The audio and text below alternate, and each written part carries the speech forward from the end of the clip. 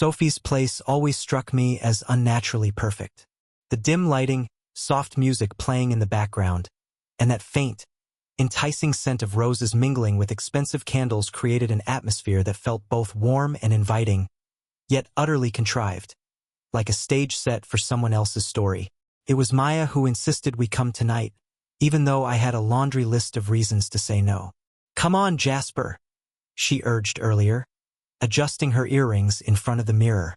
"You've been burning the candle at both ends. You really need this." "We both do." She looked stunning, clad in a silky green dress that hugged her curves just right, her hair cascading effortlessly down her back, and her makeup was subtly flawless, radiating confidence. Couldn't help but notice. Of course, I noticed, but my tongue felt tied somewhere between the barrage of work emails and the never-ending meetings. I thought she already knew how I felt. At least I hope she did. As we stepped into the party, I fiddled with my collar, forcing a smile onto my face. The music pulsed just loudly enough to encourage chatter, and Sophie greeted us with a fervor that made it difficult to discern if her excitement was genuine or simply a way to fill the silence. "Hey, you made it!" she exclaimed, wrapping Maya in a tight embrace.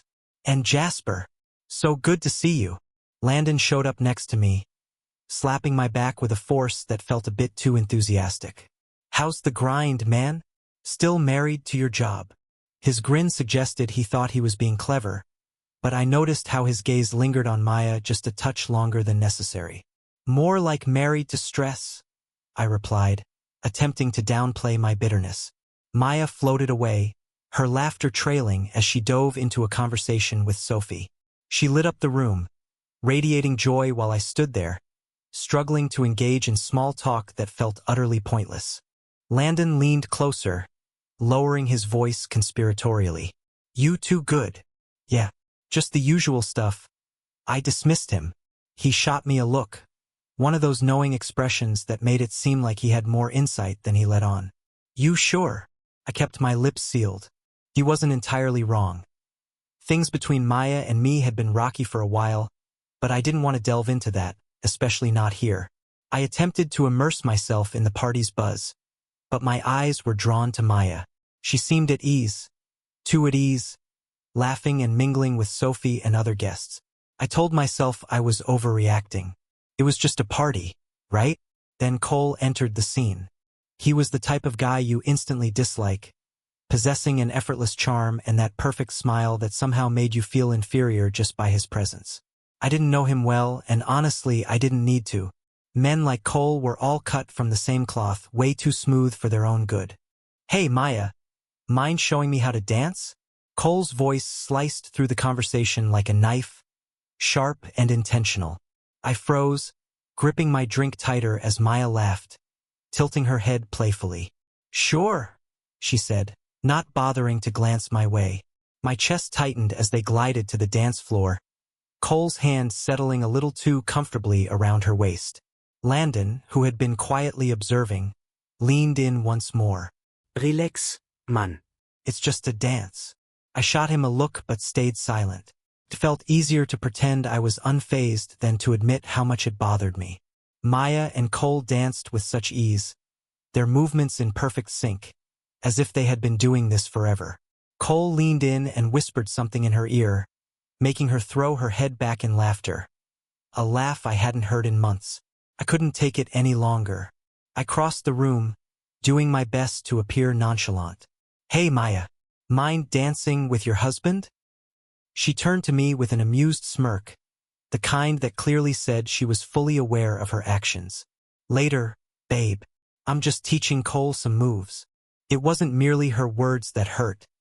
It was the tone, as if I was nothing more than an afterthought. I stood there, desperately trying to hide my embarrassment while Cole flashed that smug grin, the kind that guys like him wear all too well. Turning away, I forced myself to remain composed.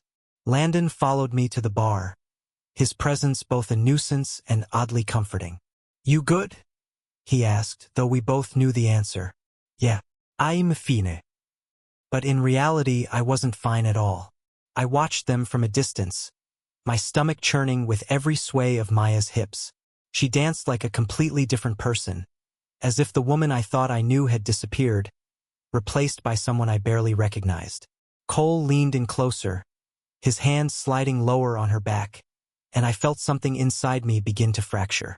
Tessa, one of Maya's colleagues, sidled up to me, her expression sympathetic. "She's not thinking straight," she murmured. "You know how she can get when she feels ignored." I stayed silent. What could I possibly say? She wasn't wrong, but hearing it from someone else only intensified my frustration. "Just don't do anything rash, okay?" Tessa gave my arm a quick squeeze before melting into the crowd. I lingered there, swirling the last of my whiskey in my glass, trying to wrap my mind around everything happening. It wasn't just the dance that gnawed at me. It was what it symbolized. This was more than mere flirting, it was something perilous. Cole leaned in once more, whispering something else to Maya, and she smiled. A slow, deliberate smile that sent my stomach plummeting. I realized then that this was about more than just feeling neglected or having a bad evening. This was a wake-up call, a clear indication that something had fundamentally changed between us, and there was no returning to the way things used to be. I placed my empty glass on the bar, a steely determination washing over me. If Maya wanted to play games, I could match her move for move. The morning after the party, the house felt eerily quiet, like the stillness before a storm. Sunlight filtered through the curtains, and I found Maya beside me, scrolling through her phone, a slight smile dancing at the corners of her lips. I couldn't see what was on her screen, but I didn't need to guess. I knew it was Cole. I could feel it in the way her body tensed, then relaxed, as if whatever she was reading filled her with happiness she couldn't share. I rolled over to face the ceiling, the memories of last night swirling in my mind. The way they danced, the laughter she shared with him, it wasn't just about the dance. It was the look on her face, the way she radiated joy, a spark I hadn't seen in months. I tried to convince myself it was just the effects of alcohol and the party atmosphere. Maybe I was being paranoid. But then her phone buzzed again, and I caught a glimmer of excitement in her eyes before she quickly locked the screen. "Who's that?" I asked, keeping my tone casual. "Oh, just Sophie," she replied a bit too quickly, her smile feeling forced. I chose not to push her. Not yet. I made a mental note of her evasiveness. The day dragged on in a blur of mundane chores and idle chatter, but Maya felt distant. She moved around the house like a ghost, always present yet never really there. It was evident she wasn't thinking about me. I could see it in her constant glances at her phone, eagerly awaiting a message or notification. Anything. That evening, we plopped down on the couch, a movie playing on the TV that neither of us was paying attention to. I reached for her hand, but she quickly pulled it back, pretending to adjust a pillow. Her phone lay face down on the armrest, but I could hear the soft buzz of incoming messages. She shot me a quick glance, her expression blank, and I saw her turn off the vibration. "Everything okay?" I asked nonchalantly, keeping my gaze on the screen.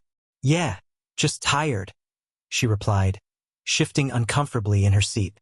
I knew she was lying. I could feel it in my bones. Halfway through the film, she excused herself, saying she needed to check something in the kitchen. As soon as her footsteps faded, I picked up her phone. It was locked, naturally, but I could still see the notifications. "Cole, had a great time last night. When can we meet up?" "Cole, you're even more amazing than I expected." A knot twisted in my stomach.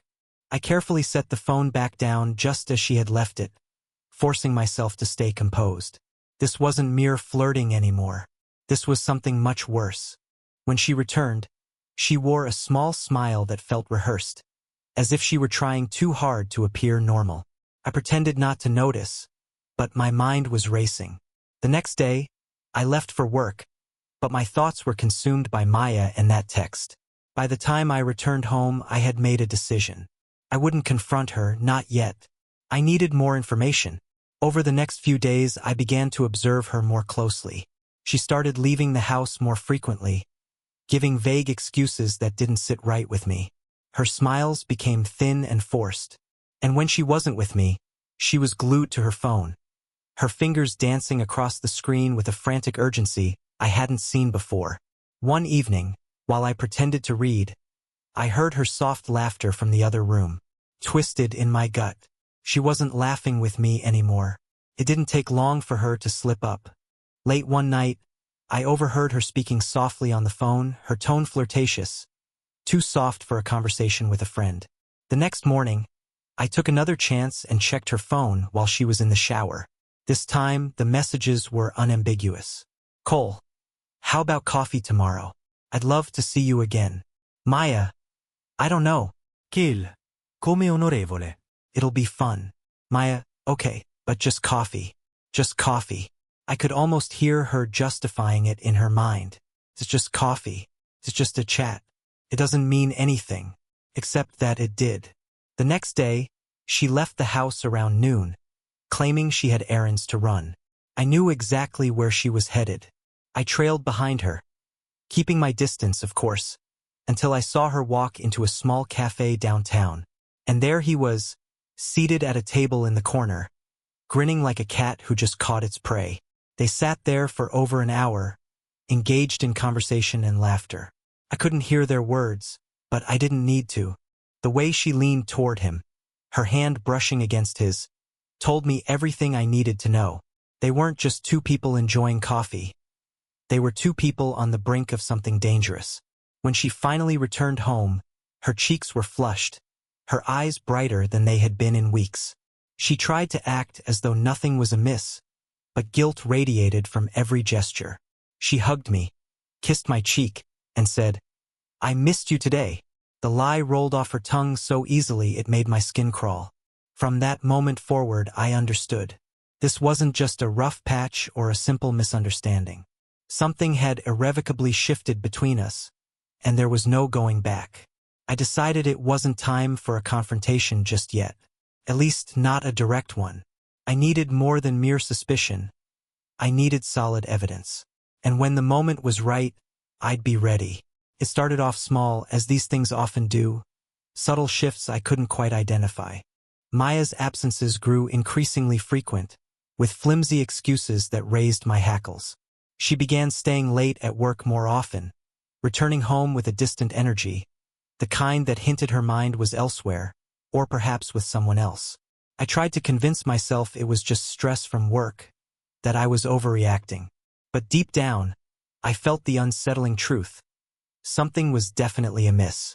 Then she casually mentioned another outing, this time with Cole. He had invited her to an art event downtown, a pop-up gallery opening.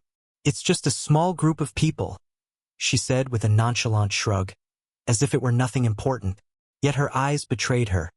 There was a flicker of excitement she couldn't conceal, a smile that danced on her lips. "You're meeting up with Cole again?"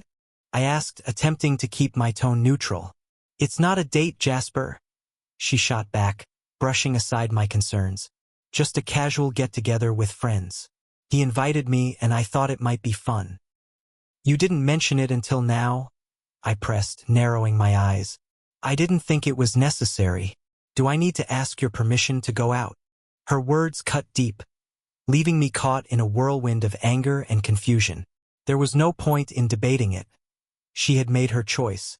Later that night, she hurried into the bedroom, rummaging through the closet and dressing with an unusual level of care. The scent of her perfume hung in the air. Once intoxicating, now it twisted my stomach in knots. "What time will you be back?" I asked, leaning against the doorframe, trying to project calmness. "Late," she said, not bothering to make eye contact. "Don't wait up." With that, she was out the door, leaving me standing alone in our bedroom, the silence pressing down on me like a heavy blanket. This wasn't the first time she had stayed out late, but something about tonight felt uniquely painful.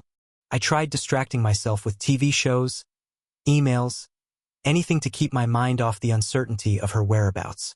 But my thoughts inevitably returned to Cole. I imagined them sharing laughter, her hand brushing against his, their conversation flowing effortlessly in a way ours hadn't in ages. Around midnight, I could no longer bear the weight of my unease. I needed answers. I grabbed my phone, scrolling through my contacts until I found Sophie's name. I hesitated, debating whether to involve her, But before I could talk myself out of it, I hit call.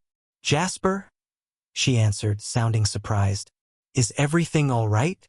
"Not really," I confessed, running a hand through my hair in frustration.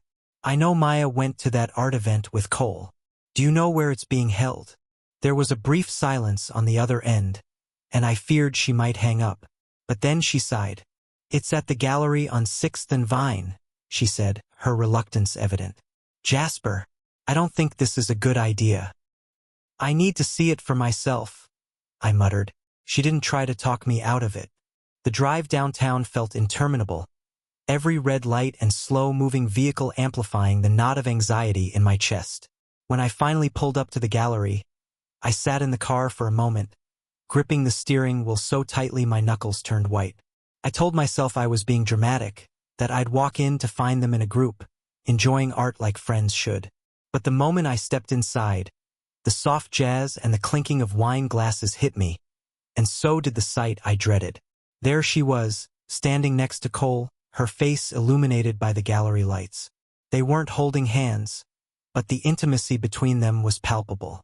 Maya laughed at something he said, and that sound hit me like a sledgehammer.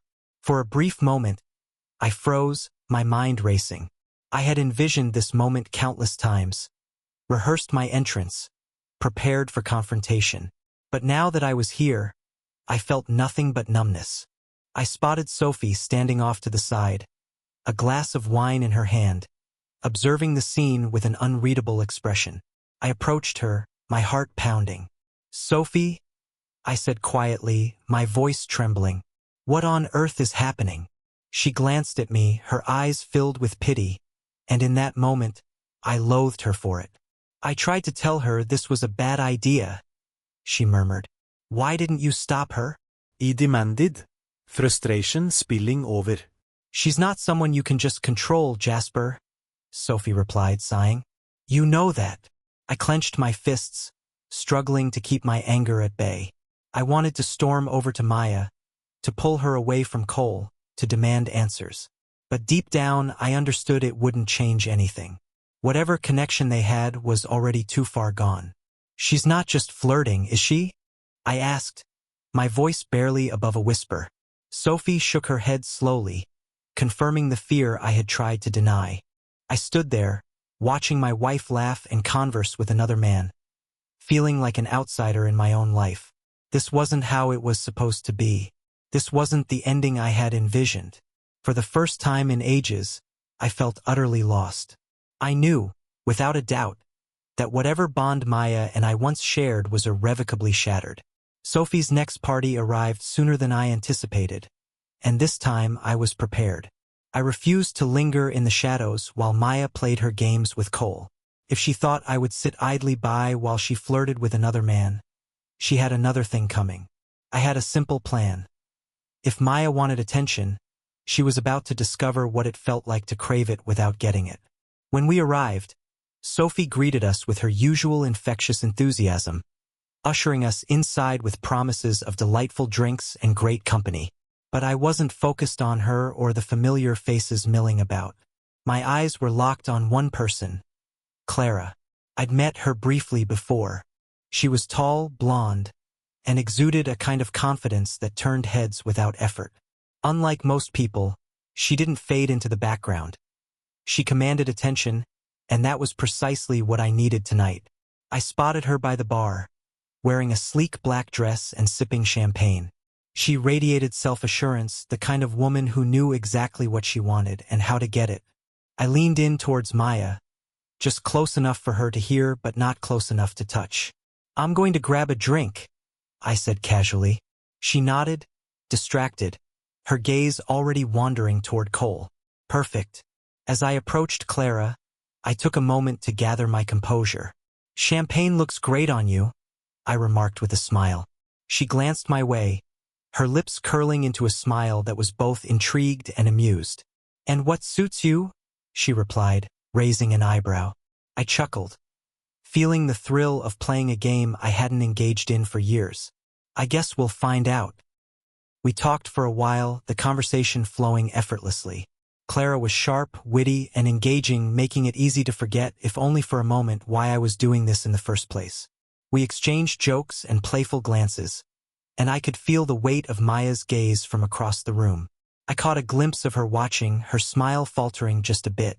She was standing next to Cole, but her attention was fixed on me. I noticed the subtle tightening of her jaw and the flicker of irritation in her eyes. She wasn't accustomed to feeling left out. Good. Let her wonder. I redirected my focus back to Clara, leaning in closer and letting my hand brush against her arm as we laughed about something trivial. I could almost feel Maya's stare burning into the back of my neck. A few minutes later, I glanced back in her direction. She was leaning into Cole now, her hand resting on his arm in a way that was far too familiar. I saw the eagerness in her smile as she tried to reclaim the attention she had so carelessly given away. But it wasn't working. Her attempts were too obvious, too forced. Cole, on the other hand, seemed to pick up on the shift in energy. His gaze darted between Maya and me, clearly intrigued by the unspoken tension. He wasn't oblivious. He sensed there was more at play here than just casual flirting. Meanwhile, Clara soaked up the attention I directed her way, her laughter light and genuine. For the first time in ages, I felt a semblance of control over the situation. I wasn't on the sidelines anymore. I was in the thick of it, pulling the strings. From the corner of my eye, I saw Maya lean in closer to Cole, whispering something in his ear, her body language shifting as she tried to draw him nearer. Her desperation was beginning to show, cracking through her usual charm. But Cole wasn't fully engaged. He seemed more entertained by the unfolding drama than anything else. As the night progressed, I noticed Maya's frustration escalating. She laughed too loudly at Cole's jokes and leaned in too close, desperately trying to forge a connection that felt increasingly forced. Meanwhile, I kept my pace steady with Clara, enjoying the playful banter while Maya simmered in her jealousy. The tension between Maya and me was electric, unspoken yet tangible. It felt like we were locked in a silent contest, each trying to prove something to the other, navigating a game with no clear rules or end in sight. Cole, ever the astute observer, seemed to relish the peculiar dynamic between us. He played along just enough to keep Maya hooked but maintained enough distance to watch her unravel.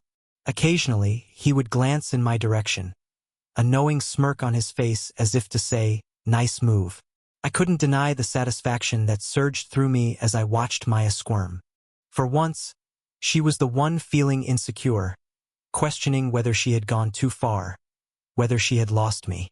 And for once, I wasn't the one chasing after her. At some point, Maya excused herself, tugging Cole toward a quieter corner of the room. I observed them leave, my chest tight with a mix of satisfaction and something darker, harder to articulate. Clara touched my arm, pulling my attention back to her. "You seem a bit distracted," she said, a playful smirk dancing on her lips. "Just taking it all in," I replied, my gaze flickering briefly toward the spot where Maya had disappeared with Cole. Clara followed my gaze, her eyes narrowing slightly, as if she sensed the undercurrent of tension swirling beneath the surface. "You have an interesting dynamic with your wife," she remarked thoughtfully. "You could say that," I muttered, raising my glass to my lips, my mind racing with the thrill of the game. Clara shot me a knowing smile, but she didn't press for details. She was perceptive enough to understand there was more to my situation than I was willing to divulge.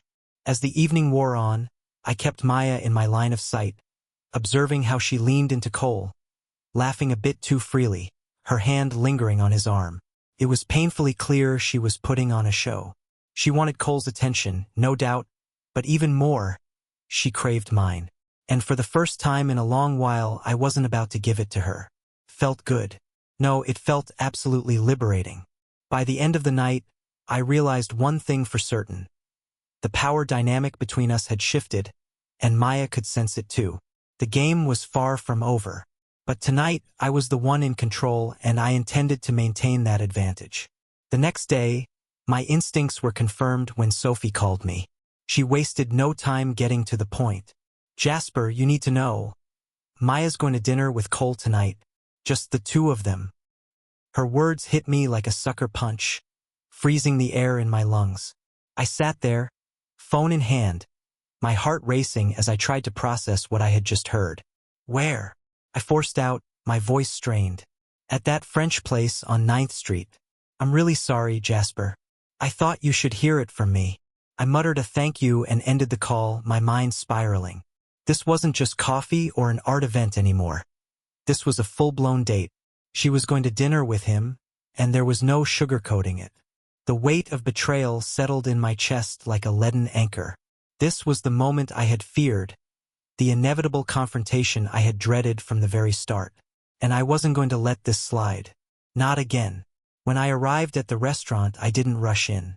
Instead, I paused outside for a moment, peering through the large windows. Maya and Cole were seated at a cozy corner table, sharing laughter and leaning in close. She looked so at ease, so carefree. Something I hadn't seen in her for a long time. It was like watching a stranger. The woman with Cole wasn't the Maya I once knew. She was someone else entirely.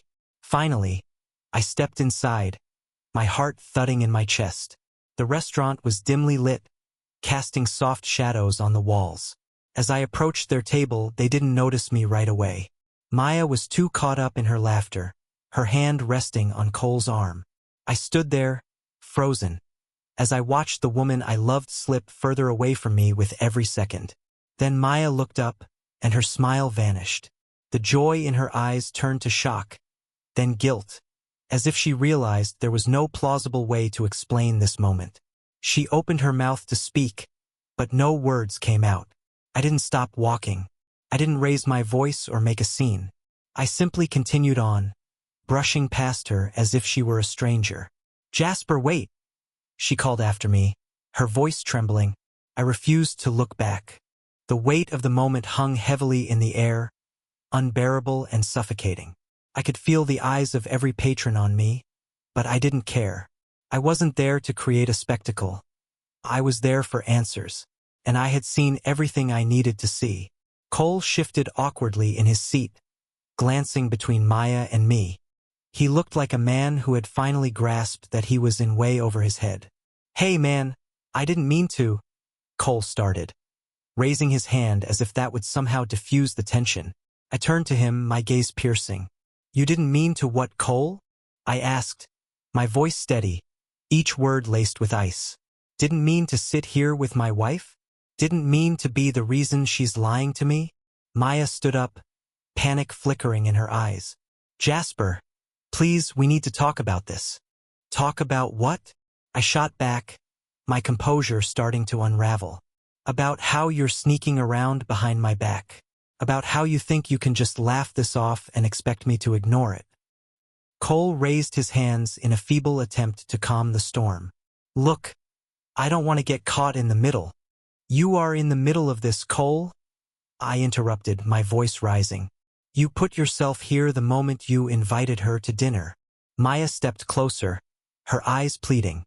"Jasper, it's not what you think. It's exactly what I think." I cut her off. "You really believe I haven't noticed how you look at him? The way you act when you're with him? Don't stand there and lie to me, Maya." "Not now." Her face crumpled, and for the first time, I saw genuine fear in her eyes. Not fear of me, but fear of losing everything. "Jasper, please," she whispered, her voice barely audible. But it was too late. I turned away, my heart pounding and my vision blurred with a mix of rage and heartbreak. Cole sat silent, his presence now a stark reminder of everything that had gone wrong between us. I didn't look back as I pushed open the door and stepped into the cool night air. The weight of betrayal sank deeper into my chest, but for the first time in weeks, I felt something else alongside it, relief. I was done chasing her. That night, when Maya stepped through the door, the silence between us felt like a heavy fog. She walked in quietly, the click of her heels echoing softly on the floor, and hesitated in the entryway, unsure if she should step further inside. I sat on the couch, staring blankly at the wall, a half-empty glass of whiskey resting on the table in front of me. I knew we needed to talk. No shouting, no accusations, just the raw, unfiltered truth. She lingered for a moment, shifting nervously, before finally taking a seat across from me. Her face looked worn, as if the gravity of everything had suddenly hit her all at once. "I'm sorry," she murmured, her voice barely audible. I exhaled slowly, feeling a slight release of the tension in my chest. "I know." For a brief moment, neither of us spoke. The words we needed felt enormous, heavy with the weight of our shared history. But delaying them wouldn't change our reality. "I betrayed you, Jasper," she confessed, her voice thick with remorse. "I never meant for it to get this far. It just happened. I didn't know how to stop it." Her admission struck me harder than anything else she could have said. There were no more veils of half-truths, no more pretending it was innocent fun. It was pure betrayal. Yet, I held my composure, even as every part of me wanted to unleash my fury. "You could have told me," I replied quietly. "You could have come to me when things started feeling wrong." She looked down, fidgeting with her hands in her lap. I thought Cole could fill the emptiness I felt between us. But he didn't. All he did was make me realize how lost I really am. I nodded, taking a sip from my drink and letting her words settle in the air. They stung, but they were necessary. We had reached a crossroads where the only way forward was through the painful truth. "We both lost something here," I said. "It wasn't just you. I got so wrapped up in everything, work, life, that I stopped truly seeing you." I paused, acknowledging my own failures. "But that doesn't excuse what you did." She wiped her eyes, even though no tears had fallen yet. "I know." For a long moment, we sat in silence, two people who had once shared everything now grappling with the aftermath of our choices. Finally, she broke the stillness, her voice soft but resolute. "I think we need some space, a break to figure out what we really want." I nodded slowly, recognizing the truth in her suggestion. There was no quick fix for what had happened. The scars ran too deep.